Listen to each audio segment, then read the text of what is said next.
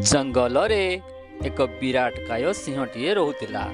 प्रतिदिन से एकाधिक पशु को मारी खाई जाउतिला।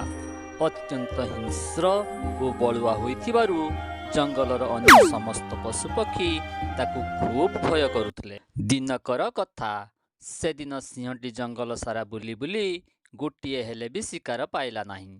भूक उपासरे सिंहटी घर को फेरुथिबा समय रे संज होई जाइथाए। एही समय रे सामना रे सिंहटी गुंफाटीए देखिला। अरे बा भगवान एते समय परे मो डाक शुणिले। ए गुंफारे निश्चय केही ना केही थिबे।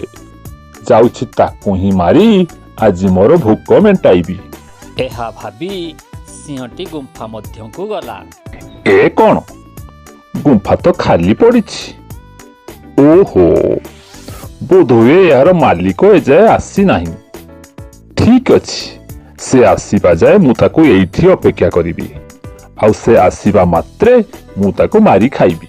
एहा भाबी सिंहटी गुंफा मध्य रे लुचि रहिला। किछि समय परे से गुंफार मालिक बिलुआ घर को फेरिला एवं गुंफा बाहर सिंहर पाद चिन्ह देखी बिलुआटी भाबिला, अरे अरे ये तो सिंहर पाद चिन्ह जहाँकि गुंफा भीतर को जाइछि, हेले बाहर को आसीबार गोटिए भी तो पाद चिन्ह नहीं। ओहो ताहले सिंह निश्चय मो गुंफा भीतर लुचि रहिछि। ठीक अछि, देखिबा तू मते केमिति खाइबू। एहा भाबी बिलुआटी गुंफा को जोर रे डाक छाड़ी कहिला, अरे ए गुंफा आज तोर कौन हेछि कि तू तो प्रतिदिन मो फेरिबा बाटो को चाहि बसी थाउ। आ मु फेरिबा मात्रे तू मते डाक पकाऊ, हेले आज काहे कि चुप रहिछु। बिलुआर कथा सुनी सिंहटी भाबिला, अच्छा अच्छा ताले एमिति कथा। ए गुंफा ताहले प्रतिदिन बिलुआ को डाक पकाए, हेले आजी मु अछि बोली भयरे चुप रहिछि। ठीक अछि, मु डाकी दउछि।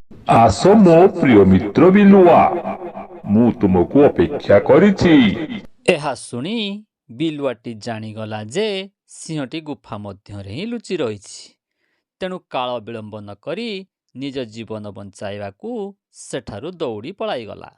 तेणु बंधु निजर उपस्थित बुद्धि कटाई आमे निजको बहुत बड़ बड़ विपदरु रक्षा करि पारिबु।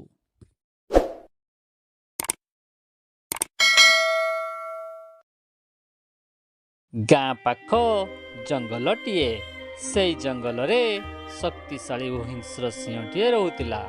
समय समय रे सिंहटी जंगल रे किछि शिकार न पाई गाँ मध्य को पसी आसुथिला। गाँ रे छेली, मेंढा, गोरु, महिषी जहा को पाउथिला मारी खाई जाउथिला। बेले बेले गाँ रो लोक मानक मध्य आक्रमण करी खंडिया खाबरा करी पकाउथिला। दिने लोक माने सिंहटी को धरी पंजुरी रे बंद करदेले। पंजुरी मध्य रे रही सिंहटी को अणनिश्वासी लागिला। सेही बाट देई जिए भी जाउथिला बाघटी ताकू निज पाखकू डाकुथिला ओ ताकू पंजुरीरू मुक्त करिबा पई अनुरोध करुथिला। थरे सेही रास्ता देई ब्राह्मण व्यक्ति जनक जाउथिले। ब्राह्मण व्यक्ति जनकू सिंहटी डाक पकाइला, भाई हे भाई टिके सुनिबो। कौन हैला एते जोरू डाक छड़चु काहेकी? नाही भाई तुमको मोर गोटे अनुरोध थिला, रखिबो। हाउ हाउ कौन हेछि कह। मु कोन कहूथिली कि भाई अनेक दिन धरी पंजुरी भितरे बंदी हेई रहिछि। आउ पंजुरी रे रही रही शिकार करिबा कोन भूली गलिनी। हेले एक कथा तू मते काहेकी कहूचु? नाही भाई मु कोन कहूथिली कि तमे जति मते पंजुरी रु बाहर करि दियंतो ताहाले तमरो धर्म हुअंता। आउ तमे जदि मते एठारु बाहर न करिवो ताहाले मु एइठारे रही रही मरी जिबी। मते टिके दया करो भाई, मते एठारु बाहर करि दियो। मु तमरो किछि भी क्षति करिबि नाही। केबे भी तम गाँ गंडा को जिबि नाही कि काहाकू भी मारिबि नाही। मते टिके दया करो भाई, मते एठारु शीघ्र टिके बाहर करि दियो। तू सत्य कहूचु? तू आउ केबे भी काहाकू शिकार करिबु नाही? मु सत्य कहूछि भाई, मते विश्वास करो।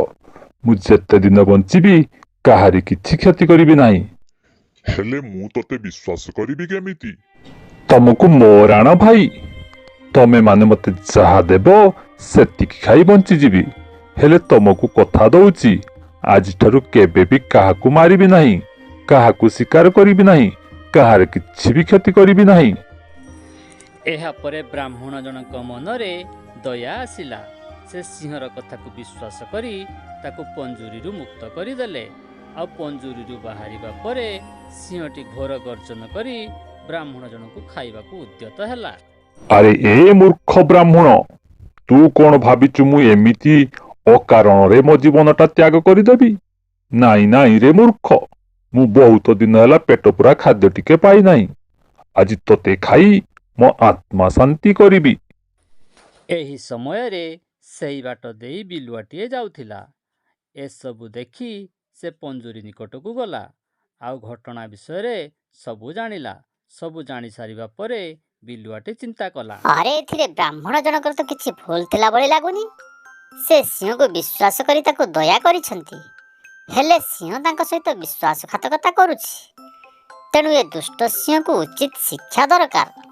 ଏହା ଭାବି ବିଲୁଆଟି ବ୍ରାହ୍ମଣ ଜଣଙ୍କୁ ପଚାରିଲା। ଆଚ୍ଛା ଭାଇ, ତମେ କେଉଁଠି ଥିଲ ସତ କହିଲ? ମୁଁ ସତ କହୁଛି, ମୁଁ ଏଇ ରାସ୍ତା ଦେଇ ଯାଉଥିଲି। ଆଚ୍ଛା ମହାରାଜ, ଆପଣ କୋଉଠି ଥିଲେ ସତ କହିଲେ? ମୂର୍ଖ, ତୁ କଣ ଜାଣିପାରୁନୁ ମୁଁ ଏଇ ପଞ୍ଜୁରୀ ଭିତରେ ଥିଲି ବୋଲି? ନାହିଁ ମହାରାଜ, ଆପଣ ରାଜା ହୋଇ ପ୍ରଜାଙ୍କୁ ମିଛ କହୁଛନ୍ତି। କଣ ହେଲା? ମୁଁ ମିଛ କହୁଛି? ହେଲେ ତୁ କେମିତି ଜାଣିଲୁ ମୁଁ ମିଛ କହୁଛି ବୋଲି?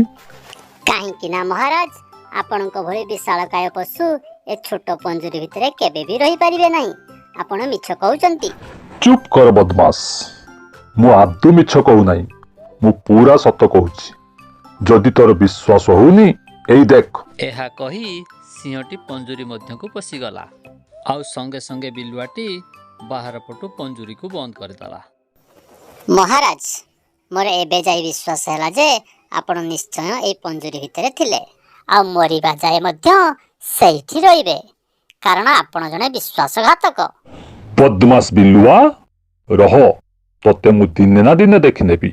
ଏବେ ଆପଣ ଆପଣଙ୍କ କାମରେ ଯାଇପାରନ୍ତି ଭାଇ, ହେଲେ ମନେ ରଖନ୍ତୁ, କାହାକୁ ସାହାଯ୍ୟ କରିବା ପୂର୍ବରୁ 100 ଥର ଚିନ୍ତା କରିବେ ଯେ ସେ ଆପଣଙ୍କ ସାହାଯ୍ୟ ପାଇବାକୁ ଯୋଗ୍ୟ କି ଯୋଗ୍ୟ ନୁହଁ। ଠିକ ଅଛି, ତମେ ଗୋଟିଏ ପଶୁ ହୋଇ ମଧ୍ୟ ମତେ ବହୁତ ବଡ଼ ସାହାଯ୍ୟଟେ କରିଛ, ଯାହାକୁ ମୁଁ ଜୀବନ ସାରା ଭୁଲି ପାରିବି ନାହିଁ।